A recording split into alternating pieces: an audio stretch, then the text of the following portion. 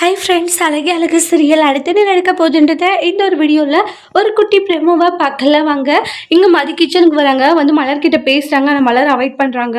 மலர் காலில் விழாத குறையா கதறி அழுகுறாங்க. நம்ம மதி இருந்துட்டு அதை பார்த்துட்டு உடனே மலர் வந்து இறங்கிறாங்க. மதி என்ன பண்ணிட்டு இருக்கான்றாங்க.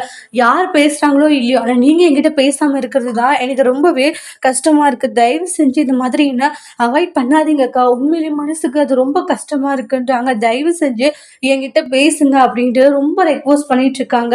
இப்போ நீங்க பேசாம என்ன வெறுக்கிறது தான் ரொம்ப மனசுக்கு ஒரு மாதிரி இருக்குன்றாங்க. சரி, நான் உங்ககிட்ட பேசிட்டேன், அதுக்காக இப்படி ஃபீல் பண்ணாத மாதிரின்றாங்க. எதுக்கு இப்படி அழுதுகிட்டு இருக்க அப்படின்ட்டு சொல்றாங்க. அடே, அவ்வளவு தூரம் சொல்லியும் போய் போய் உங்ககிட்ட பேசிட்டு இருக்கன்றாங்க. எப்படி மலரு உன்னை அசிங்கப்படுத்தினா என்ன சுயமரியாதை இல்லைன்ற மாதிரி சொன்னா, சுயமா உன்னால முடிவெடுக்க முடியாதுன்றதுக்கு அர்த்தம் அவ சொன்னது. ஆனா நீ என்னடனா உடனே மனசு இறங்கி அவகிட்ட பேசிட்டு இருக்க. நானா இருந்தா சூடு சோறான்னு எனக்கு இருக்கு, அவகிட்ட நான் பேசிருக்கவே மாட்டேன்றாங்க. அத்தை மதி ஏதோ ஒரு கோவத்துல பேசிட்டான்ட்டாங்க. ஆமாம்மா, ஏதோ அந்த பொண்ணு தெரியாத பேசிடுச்சு, அதே மனசுல வச்சுட்டு நீங்களும் ஏமா இது மாதிரி பண்ணிட்டு இருக்கீங்கன்றாங்க. டே, சாகிற வரைக்கும் அவ பேசின விஷயங்கள், அவ எங்களை ஸ்டேஷன்ல ஏற வச்சதெல்லாம் நான் மறக்கவும் மாட்டேன், மன்னிக்கவும் மாட்டேன்றாங்க.